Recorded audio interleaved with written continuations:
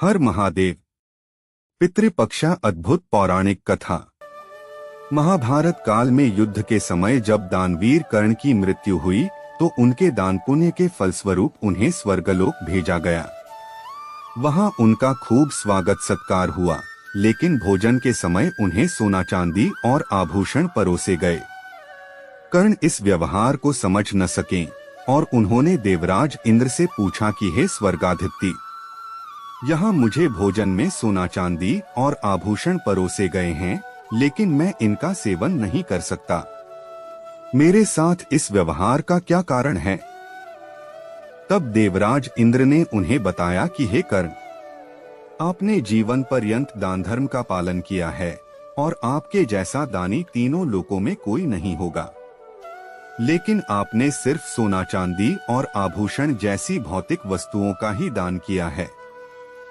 कभी अपने किसी पितृदेव को भोजन का दान नहीं दिया, इसलिए आपके पितृ आपसे असंतुष्ट हैं और आपको स्वर्ग में भोजन का सुख नहीं मिल पा रहा है।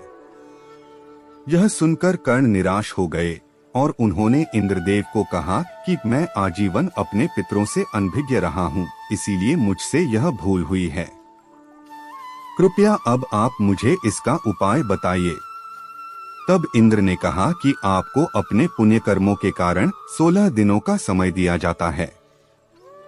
इन 16 दिनों में पृथ्वी लोक पर जाकर अपने पितरों को भोजन का दान करें, उनका पिंडदान करें और तर्पण करके उन्हें संतुष्ट करें। इससे आपको स्वर्ग में हर तरह की सुख सुविधा के साथ भोजन का सुख भी मिलेगा। कर्ण ने ऐसा ही किया और इन 16 दिनों में पृथ्वी लोक पर विचरण कर रहे अपने पितरों को सभी तरह के भोजन का दान किया। यह पितृपक्ष की अवधि थी, इसलिए इन 16 दिनों में हम सभी मनुष्यों को यह सौभाग्य प्राप्त होता है कि हम अपने मृत पूर्वजों को भोजन का दान करें और उनके पिंडदान और तर्पण की विधि को पूरा करें। इन 16 दिनों का श्राद्ध पक्ष आपके लिए भी पुण्यकाल सिद्ध होगा।